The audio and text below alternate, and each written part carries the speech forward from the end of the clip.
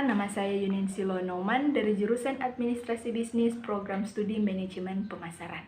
Saat ini saya akan memberikan sedikit penjelasan tentang etika pemasaran. Sebelumnya kita harus mengetahui terlebih dahulu apa itu etika. Jadi, etika adalah sesuatu di mana dan bagaimana cabang utama filsafat yang mempelajari nilai atau kualitas yang menjadi studi mengenai standar dan penilaian moral. Etika mencakup analisis dan penerapan konsep seperti benar, salah, baik, buruk, dan tanggung jawab. Selain kita harus mengetahui apa itu etika, kita harus juga mengetahui apa itu etiket. Jadi etiket adalah cara untuk melakukan perbuatan benar sesuai dengan yang diharapkan. Etiket adalah suatu sikap seperti sopan santun atau aturan lainnya yang mengatur hubungan antara kelompok manusia yang beradab dalam pergaulan. Etika dan etiket memiliki beberapa hubungan, antara lain, etika dan etiket sama-sama membahas tentang perilaku manusia. Yang kedua, kedua-duanya mengatur perilaku manusia secara normatif atau memberi norma bagi perilaku manusia sehingga menyatakan apa yang harus dilakukan dan apa yang tidak boleh dilakukan. Perbedaan antara etika dan etiket. Etika selalu berlaku walaupun tidak ada saksi mata, sedangkan etiket hanya berlaku dalam pergaulan.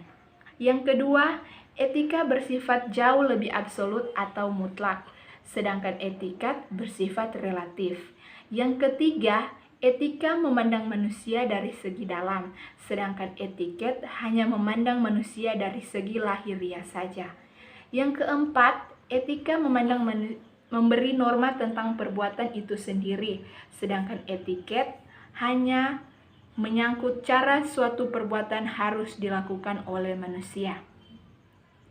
Berikut beberapa contoh etika bisnis yang baik untuk diterapkan dalam suatu perusahaan. Yang pertama, bersikap jujur.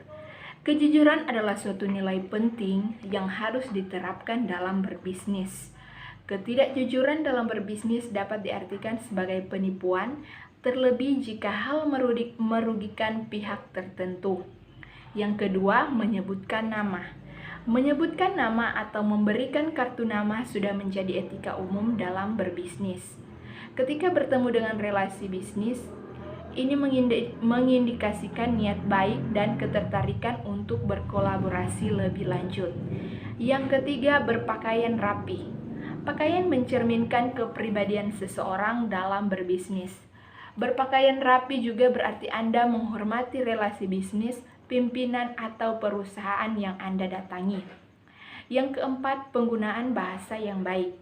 Bahasa apapun yang digunakan dalam berkomunikasi, sebaiknya gunakan bahasa yang positif dan jauhi dari kata-kata atau istilah kasar. Yang kelima, berdiri saat berjabat tangan.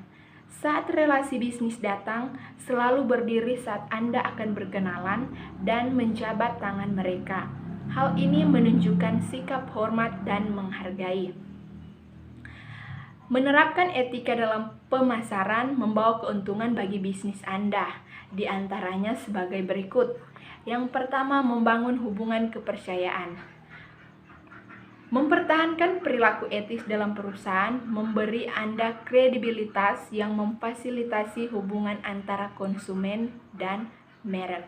Yang kedua, menarik pelanggan, pemasok, dan karyawan yang baik. Dengan menyampaikan cita profesionalisme dengan berkomunikasi dengan kebenaran dan integritas, Anda akan menarik orang yang mencari merek yang dengannya mereka dapat berbagi nilai-nilai tertentu. Yang ketiga, melindungi dari publisitas negatif. Tidak ada bisnis yang dikecualikan dari menerima komentar negatif, baik itu keluhan pelanggan atau keluhan pemasok. Jika ini terjadi, reputasi etis yang mendahului Anda akan menjadi pertahanan terbaik Anda.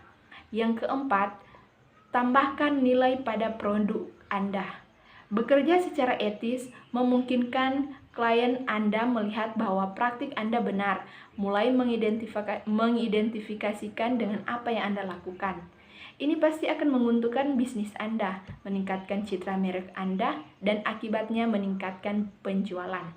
Dan yang kelima, menghasilkan kepuasan pribadi. Dengan bertindak di bawah prinsip etika yang kokoh, direktur dan pejabat perusahaan Anda merasakan kepuasan yang akan mendorong mereka untuk terus bekerja dengan baik. Demikianlah sedikit penjelasan saya tentang apa itu etika pemasaran. Mohon maaf apabila ada kesalahan dan kekurangan atau kesalahan pada kata-kata. Sekian dan terima kasih.